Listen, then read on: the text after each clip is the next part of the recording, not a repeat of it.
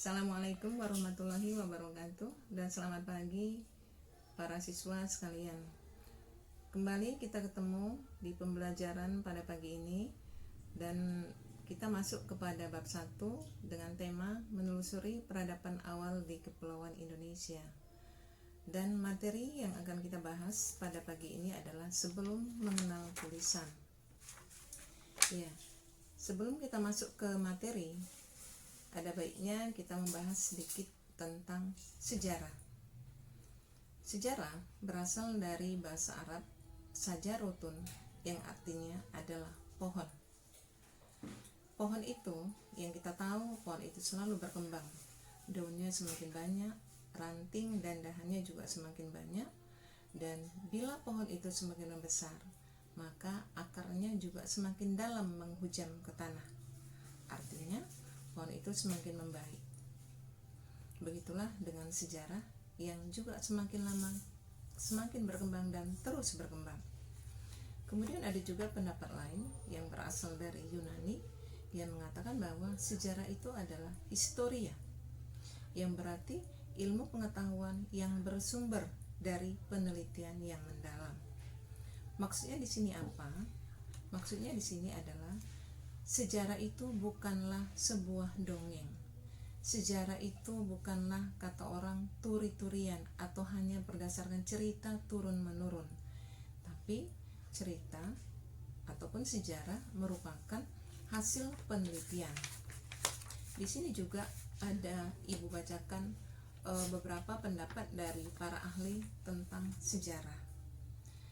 Pertama adalah dari Muhammad Yamin, yang mengatakan sejarah adalah pengetahuan yang disusun atas hasil penyelidikan beberapa peristiwa yang dapat dibuktikan dengan bahan kenyataan.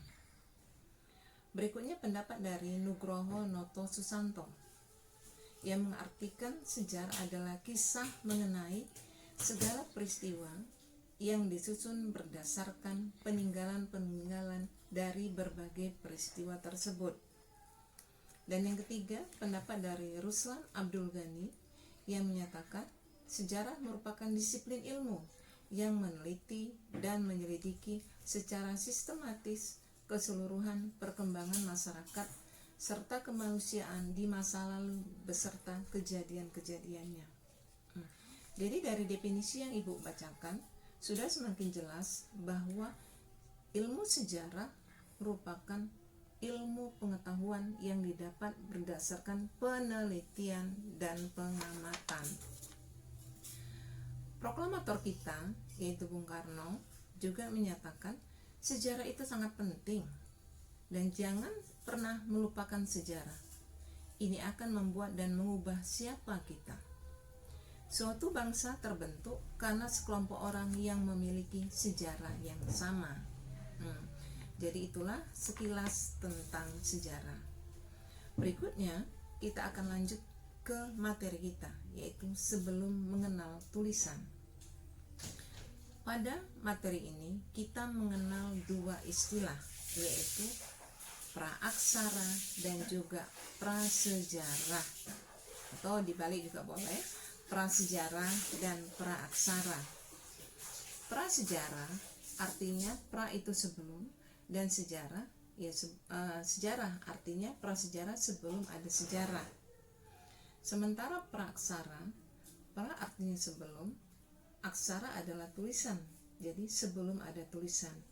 Jadi kalau kita merujuk kepada judul kita, yaitu sebelum ada tulisan, yang paling tepat kita gunakan adalah praaksara. Kenapa? Sebab pada zaman prasejarah, walaupun pada masa itu belum ada tulisan, belum ditemukan huruf, tapi manusianya sudah beraktivitas dan manusia bahkan sudah membuat hasil budaya. Maka yang lebih tepat yang kita gunakan adalah praaksara.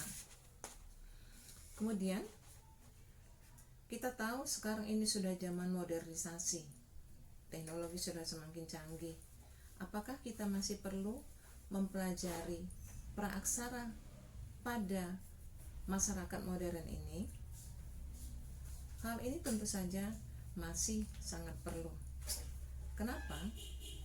Sebab sejarah ataupun zaman praksara itu adalah merupakan pedoman atau tonggak untuk kehidupan di masa yang akan datang. Apa yang kita buat pada masa lalu yang hasilnya kurang baik, baik bagi masyarakat, kita pribadi, ataupun negara, tentu ini jadi pembelajaran yang penting bagi kita untuk kita tidak mengulangnya lagi ke masa yang akan datang. Jadi merupakan pembelajaran yang penting. Kemudian lagi, pada masa praaksara ini ternyata masih banyak kehidupan pada masa praaksara itu yang tetap kita gunakan pada masa sekarang tanpa kita sadari. Misalnya apa? Misalnya bertani. Bertani ini merupakan produk dari masa praaksara yang sampai sekarang kita masih menggunakan sistem perladangan dan juga sistem persawahan. Kemudian memelihara ternak, memelihara hewan di rumah, ini juga sudah dilaksanakan sejak zaman praaksara dan sampai sekarang kita juga masih melakukannya. Dan ada lagi yang masih sering dilakukan oleh manusia sekarang, tapi ini tidak patut kita contoh, yaitu penebangan hutan. Penebangan hutan dengan cara yang tidak bertanggung jawab, dengan cara membakar. Ini juga sudah dilakukan oleh masyarakat praaksara. Hanya saja perbedaannya, pada masa praaksara manusia melakukan hal tersebut untuk kebutuhan pokok mereka. Tapi kalau manusia sekarang, mereka melakukan hal ini bukan hanya untuk kebutuhan pokok, tetapi juga untuk kepentingan bisnis yang mengakibatkan kebakaran hutan, rusaknya alam, banyaknya hewan yang mati, dan juga perusakan lingkungan. Terjadilah polusi udara, polusi air, dan juga polusi tanah. Dan ini semuanya sangat merugikan kita semua. Makanya Ibu katakan hal yang terakhir tadi sangat berbeda tujuan dari yang dilakukan masa praaksara oleh manusianya dan yang dilakukan oleh sekarang. Kemudian lagi, bagaimanakah kita mengetahui kapan dimulainya masa praaksara ini? Dan bagaimana kita mengetahui aktivitas-aktivitas apa saja yang dilakukan oleh manusia praaksara? Karena tulisan tidak ada, buku tidak ada, apalagi televisi, gadget seperti sekarang nggak. Dari mana kita mengetahuinya? Masa praaksara dimulai sejak manusia itu ada. Namun untuk tahun pastinya ini sulit kita melacaknya. Kalau untuk mengetahui lagi bagaimana aktivitas atau apa yang dilakukan dan budaya apa yang dihasilkan, kita dapat mengetahuinya dari berbagai ilmu pengetahuan yang ada. Misalnya ilmu arkeologi. Ilmu arkeologi ini adalah yang mempelajari tentang peninggalan-peninggalan fisik pada masa lalu. Juga ada ilmu geologi. Ilmu geologi ini adalah mempelajari tentang lapisan-lapisan tanah. Jadi peninggalan-peninggalan tersebut misalnya ditemukan pada lapisan tanah yang mana. Kemudian juga kita bisa menggunakan ilmu biologi. Ilmu biologi yaitu tentang keragam hayati yang bisa kita pelajari. Dari situ tumbuhan apa atau hewan apa yang tumbuh pada masa lalu itu, yang hidup pada masa lalu. Jadi kita dapat menelitinya dari berbagai ilmu pengetahuan tersebut. Yang berikutnya, kapankah praaksara ini berakhir? Atau zaman praaksara ini berakhir kapan? Ya, dari definisi kata-katanya sebelum ada tulisan, tentu kita juga bisa menyimpulkan berakhirnya masa praaksara ini adalah tentunya setelah ditemukannya tulisan. Jadi kalau sudah ditemukannya tulisan, maka berakhirlah masa praaksara. Jadi kalau di Indonesia kapan?